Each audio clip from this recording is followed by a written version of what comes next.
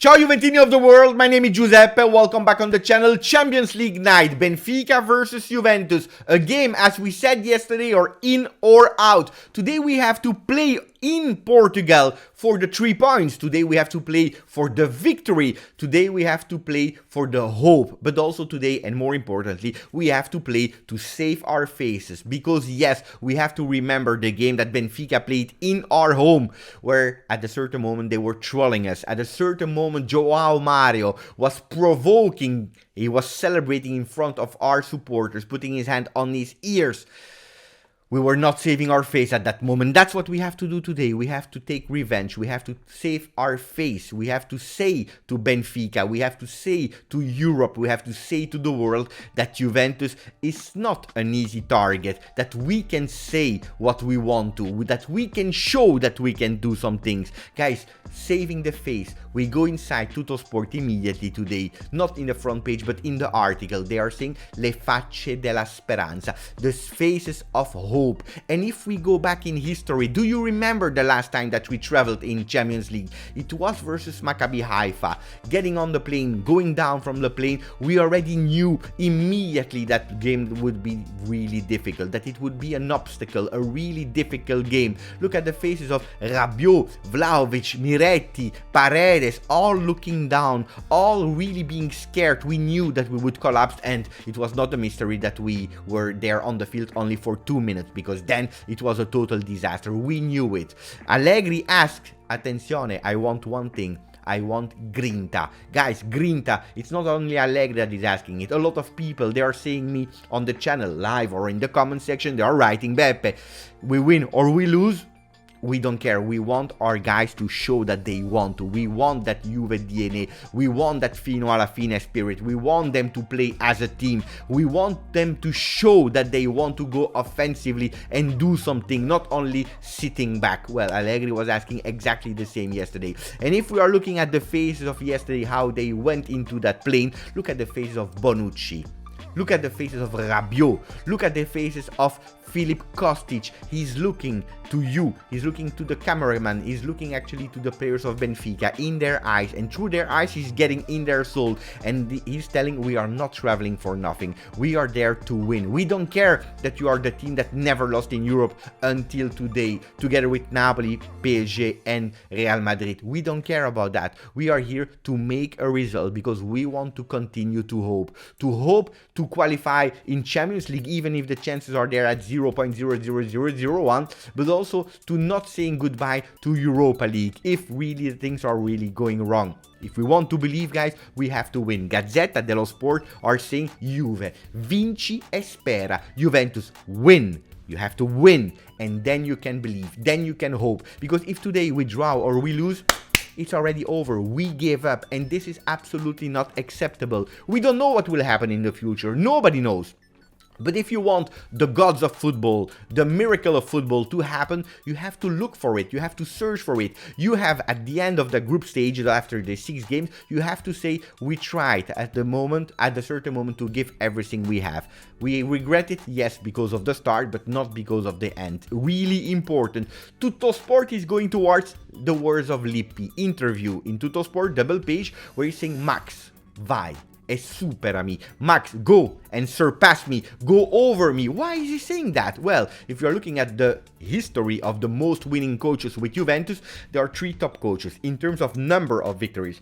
We have Trapattoni Giovanni, 319. Probably nobody will ever reach him because he's really far away. Also because how many years he trained Juventus, how many games he played with Juventus. 596, incredible, nearly 600 games on the bench of Juve. But then you have Lippi at 227 and right behind 226 for Massimiliano Allegri. Today, winning versus Benfica will still give us a bit of hope, but will also make sure that he will reach Marcello Lippi. Will that change the history of Marcello Lippi? Absolutely not. He's a legendary coach. He's a legendary GOAT. He's the one that we have the most affection towards. He won the World Cup with Italy. That's something else. But also, he's the last one that gave us that Champions League in '96. He's the one that brought us back to victory with the crazy Scudetto in 2002. Max Allegri will never cancel the story of Marcello Lippi, but he can equalize him in terms of number. and Marcello Lippi is wishing him 500 wins on the bench of Juve. We know it, we discussed so long about it. Allegri out, Allegri out, Allegri out. What are the alternatives? We want another coach. Guys, you know I never changed point of view. I wish anybody that is sitting on our bench the maximum of wins, because if they win, and if they go really for 500 wins, that means that Juventus is doing well. And this is the only thing I care about. The good of Juventus. The good of Juventus, like Marcello Lippi, our coach, our GOAT coach, is wishing us the same. How? And this is important. Gazzetta dello Sport and Tuttosport are reporting exactly the same formation. 3-5-2. 3-5-2 with exactly the same men. Something totally unique for the two papers to align on something. Well, we are going towards a 3-5-2 with Szczesny into the goal, Danilo Alexandro in that three-man defense with captain Leonardo Bonucci in the middle, Kostic on the left, Quadrado on the right. Paredes will not be there, so Locatelli would be the regista with Rabiot, the most informed man at the moment, and Weston McKennie that is playing game in, game out, game in, game out on the right side of the field. In front we have Vlahovic and Arkadiusz Milik. Arkadiusz Milik that will be back after being benched versus Empoli and Torino, taking back the spot that was given temporarily to Moise Kean. A 3-5-2 with not a lot of margin of mistakes if we want to predict that.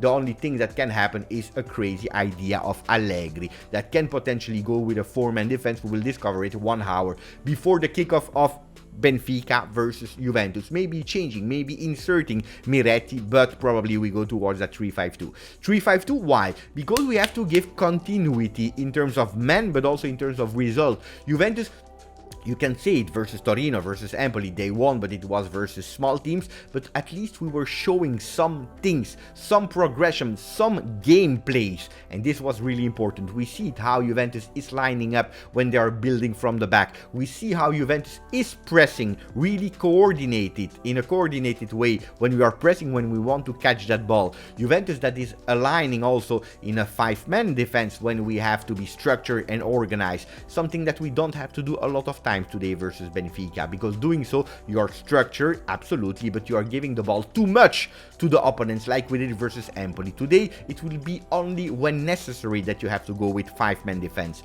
Probably it's better to go with a 3-man defense and go offensively. Why? Because we have to go and win versus Benfica. Not only with 1 goal, but preferably with even 2 goals of difference in advantage of Juve. Guys, we speak about something else now. We speak about the shirts. The shirt that went out, at least the leaks, 50% accuracy, everything can happen, of course. But what are the leaks telling us? Well, that we will go again with solid white and black stripes, which is always great. We know what happened a few seasons ago, so always really great. No Adidas word anymore under the 3 stripes of Adidas. We go with golden details. We don't know yet if the sponsor will be white, black, or golden. We have a special V-neck. That's all we know for the first shirt at the moment, 23-24 for next season. I told you again, 50% accuracy, but apparently the 50% are going towards a black square in the back of the shirt, something that I particularly not really like. Let me know your opinion, what you think about it, if these ones will be true. Everything can change, of course. Attention, it's 50% accuracy. I want to speak about 2 coaches, not only one. Zinedine Zidane. Yesterday he said bientôt. What does that mean, bientôt in French? Soon. Soon he will be back on a bench.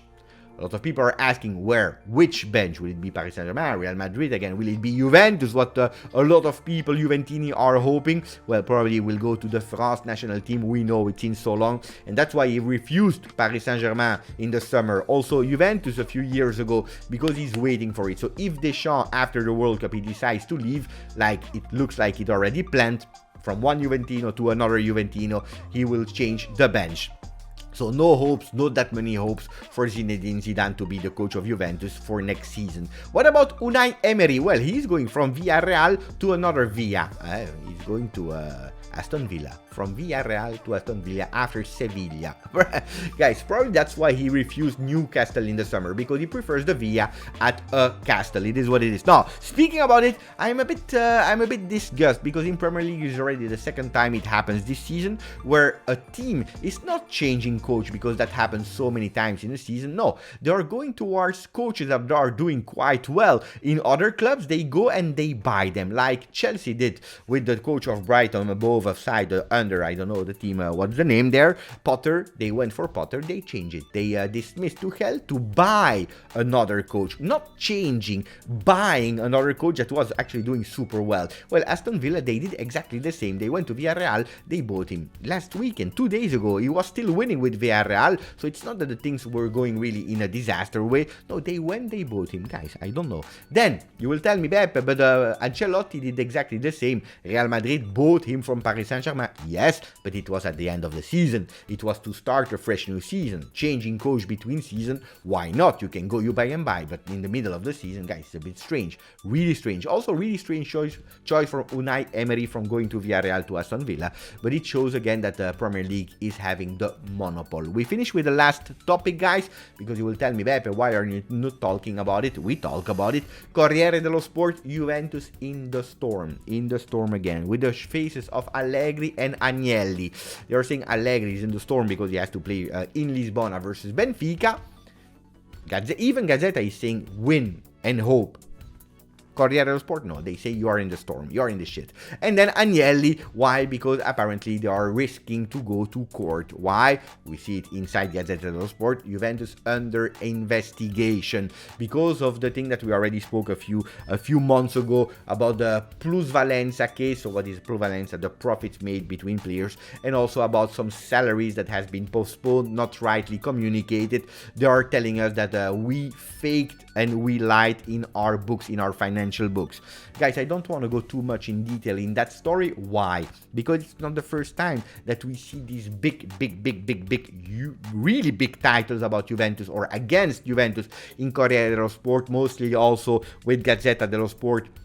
Investigation, everyone will go in jail, the club will be in third division, or it will totally not exist anymore. Juventus will have to pay, will have to sell, blah blah blah blah blah blah blah blah. And then when the court is saying actually there was absolutely nothing, we don't see anything anymore about it. So at the moment I would say calma, tranquilli, nothing is happening. They will continue to investigate and probably the truth will come out like always, except of a Calciopoli. We are still waiting for the truth. Even if it went out but the media were not speaking about it. It is what it is. Guys, we have to concentrate on Benfica versus Juventus. Important game today. I want your predictions under the video. Let me know what you think about the game of today. Can Juventus do it? Yes or no? Grazie.